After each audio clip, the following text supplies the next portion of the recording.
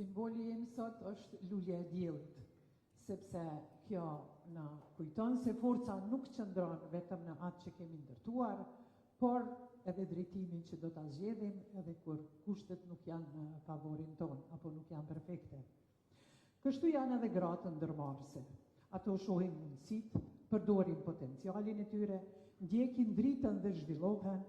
duke ngjallur shpresën, frymëzimin dhe solidaritetin, duke e ndarë energjinë me të tjerat mu si lulja e diellit.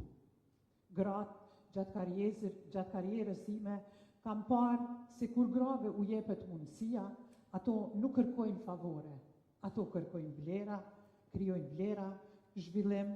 dhe mirëqenie për familjet e tyre dhe duke u bërë model për gjeneratat e reja. Praktikat nga vendet e zhvilluara na tregojnë se politikat publike të bazuara në evidencë nuk sjellin vetëm barazi,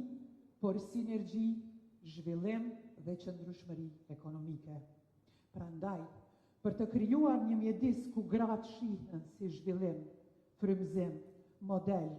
është e domosdoshme që këto vlera t'i përkthejmë në vepra konkrete,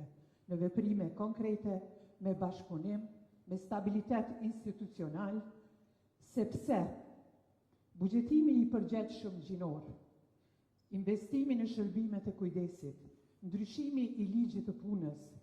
lirimi i sektorit privat nga bara e pagesës së lejes së leonisë, vendosja e lejes prindrore si një përgjegjësi e përbashkët familjare, mbështetja financiare grave ndërmarrëse dhe jo vetëm, nuk duhet të mbesin vetëm kërkesa kyçe të forumit ekonomik të grave, por duhet t'i shohim si parakusht për zhvillim të qëndrueshëm ekonomik në Kosovë dhe të trajtohen me prioritet në qeverinë e ardhshme. Faleminderit.